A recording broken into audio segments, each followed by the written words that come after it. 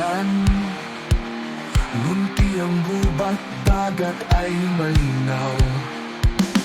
Ngunit ngayon nagbago ang tanawin. Dahil sa tao, mundo'y nasasaktan. Daigdig na umiiyak, luhay ulan na walang tigil. Dinig ng kalikasan, tayo ang sanhi ng kanyang sakit. Nasaan na ang mga punong lumayakap? Sinakal ng usok, apoy at galit. Buhangin sa dagat, nilamon ng alon.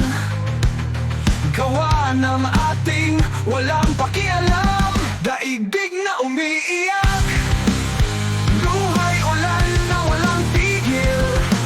Dinig ng kalikasan, tayo ang sanhi ng kanyang sakit.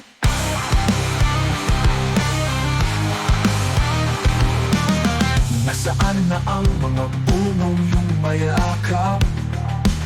Sinakal ng usok, apoy at galit. Buhangin sa dagat, nilamon ng alon. Gawa ng